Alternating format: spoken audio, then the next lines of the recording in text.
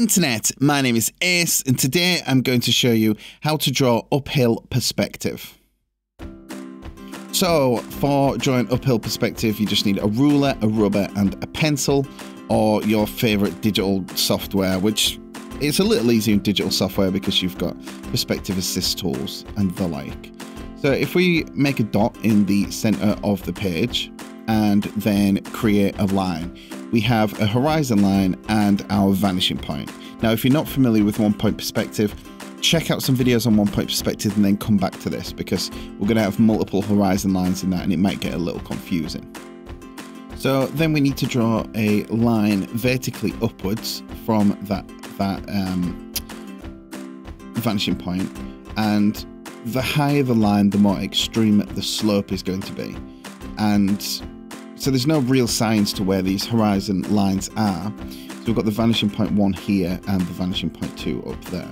So what we're doing is we're creating a horizon line, and then the second point, the vertical point above that, that is basically the angle of the slope. So if you're higher up, it's going to be more extreme slope than if it's lower down. Now I've pretty much broken the page up into thirds with my horizon lines. That works quite nicely. But again, just experiment. You could start doing it in thirds like this first, and then you could experiment when you're more familiar.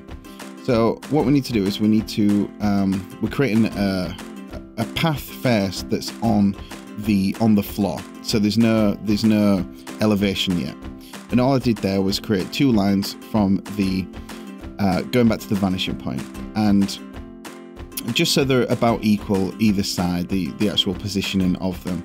So then we're breaking this up. Now this point again is arbitrary. This is just where the slope is going to start. So all we need to do is we need to just draw lines to that second vanishing point. And this is everything that's going to be on the slope. So everything that is on the floor, or that is going to be parallel with the floor, like the top of houses and buildings and things like that, they're all going to go to the first vanishing point, and everything that is on the slope, like the road, is going to go to that second vanishing point. So here I'm just breaking up the slope because I wanted to create two slopes just to really amplify how simple this is. So we've broken this up, and it's going to make more sense as we go along, as you see the image come together a little bit. But what I'm doing here is to make sure that I place the next slope in the right place. We want it to obviously go further back into perspective. And I was just drawing back to that first vanishing point number 1, because that point there, the road is going to be horizontal, it's going to be parallel with the floor.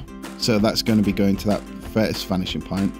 Then I'm just finding a place here that looks and feels nice for me to create the next platform upwards. Again, no science in this. You can eyeball it and just guess it, and that's absolutely fine. But I just thought I'd go the more methodical route to show you. So as you can see now, it's as if these roads are made of glass. So you can see the straight point going into perspective, but obviously that's going to be covered by the road, because the road's obviously not made of glass, it's made of concrete and tarmac and everything. So creating that second slope there is basically, again, just going up to that second vanishing point. And then what I'm doing now is I'm creating a path. So I'm just bringing the road in a little bit, just to create a path within the inside of that road. And the way to figure out the real reason why I went back in that perspective as if the road was made of glass is just because it's easier to see where things like these intersections will be, because all I have to do now is I have to take this line here and draw that back into perspective, because this is the path and this is going back horizontally. So we're drawing that back in perspective, and where that point meets with that intersection that I'm just showing you now, again, it's easier to actually see this stuff rather than actually listen. So hopefully the addition of both of those things together is just clarifying things. And this here made sure that this path is exactly the same width as it is in the foreground. So going all the way back in perspective now, we have a path and a road, or separations for both of those things. Once we've mirrored the same thing on the other side, which is exactly the same principle, we have our slope basically in perspective. Now we just get to do things like add buildings and windows and anything like that, just to make the image a little bit more exciting and feel more like a city. And with these things, it just works exactly the same way as it works in 1 point perspective. Ignore the slope.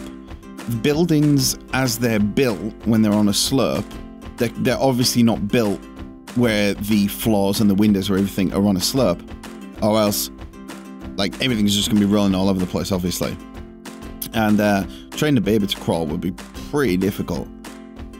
So once we've got those elements in play, there is a couple problems that turn up, but not so many really. So again, we're just doing the doors and the windows as if it's 1 point perspective. Just ignore that second point for now. That second point is just for the slope, as I've already said. So once we get to something like a door that's on the slope, because that first door that we just drew then is obviously just how you draw a normal door. It's perfectly fine. It's just on the normal plane where you would be standing. So this second door that we are just working out the position for now, which again is going to be very small because it was going back in perspective quite far. So once we've put that in place, obviously the shape of a door is not going to be, it's not going to be uneven and have a slope in it. It's going to be obviously straight. So what we need to do is we need to work out a way for people to feasibly get in there. Obviously the way that it's done is with steps. So all we need to do is just figure out how to place steps in perspective. So the way I approach it on an image like this would be first to draw the steps where they join into the wall. Just draw kind of a step pattern down and then pull out from there.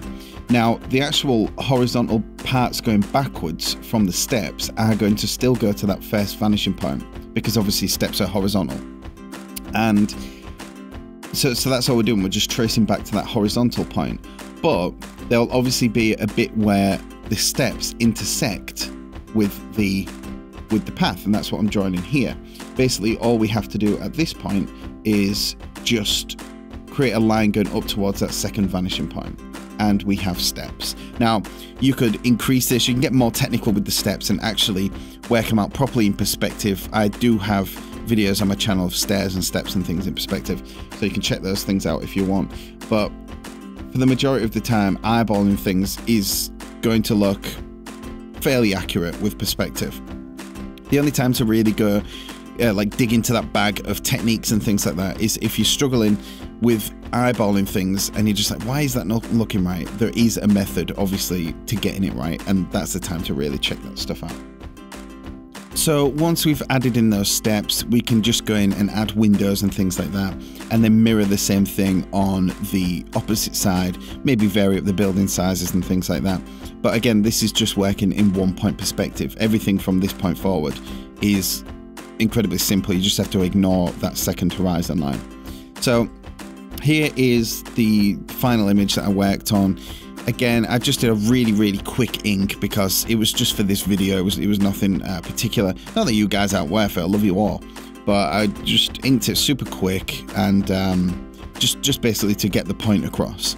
So you can see how, again, this is super rushed and everything like that, but you can see how you could take the principles of 1 point perspective and turn this into an interesting looking scene. You can have more windows, more doors, you can add fire escape staircases and things like that, and those things are just as simple as if you're doing them in 1 point perspective. Okay, so I hope this video has made sense, and like I said earlier, I'm hoping that because it's such a visual thing, I'm hoping that having the visuals there and my dialogue on top of that explaining what's going on in my head will hopefully put those things together and make sense to you. If not, leave a comment down below, or if it has helped, just let me know in the comments down below. That would be great to hear from every single one of you. And hit the like button, the subscribe button, all that rubbish that everyone else tells you to do at the end of their YouTube videos. Do it to mine as well, please. Okay, so until next time, have an awesome, awesome, awesome week, and I will see you later. Bye-bye. If you want to support me and in turn grab some awesome goodies for yourself, such as early and extra videos and Google Hangouts with me from as little as $1 a month, head on over to patreon.com/aceconnell. I'll see you there.